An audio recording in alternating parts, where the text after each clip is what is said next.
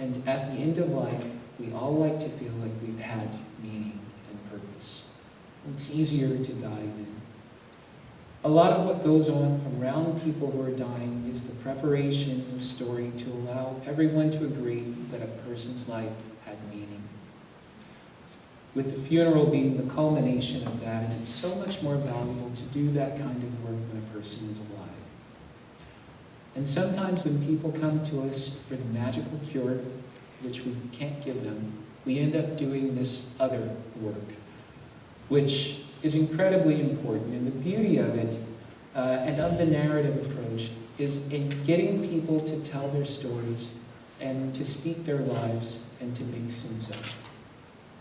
So to close, I'll point out once again that there is a fair bit of poetry in the book.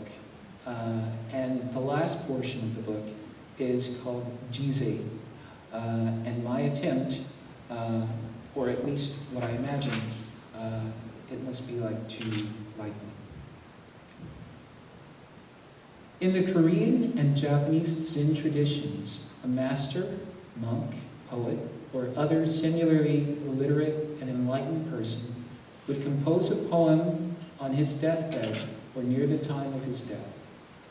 These works of poetry, called Jize, are mostly solemn and contemplative, though at times humorous and satirical. They are rarely, if ever, dramatic or intense, but rather indifferent toward death, in keeping with the Zen Buddhist philosophy of approaching and accepting death. Through the artistry of the Zen mind, these poems profoundly accentuate the fine line between life and death, while almost never specifically mentioning the word death, but employing metaphors of nature and time in its place. In Japan, they may be composed in haiku form and mention the author's season of death.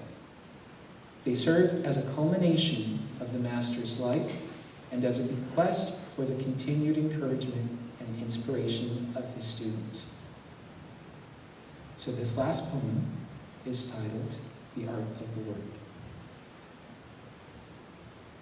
Symbols twisted together in an ill-defined passion, a stream of unpunctuated expression, marked by rhetorical questions, the infinite period between that which is and that which is not. A spontaneous capitalization commences the transformation to a fluently manifest physical form, commanding the universal ear, the captivating clarity granted by one single point of exclamation. Thank you.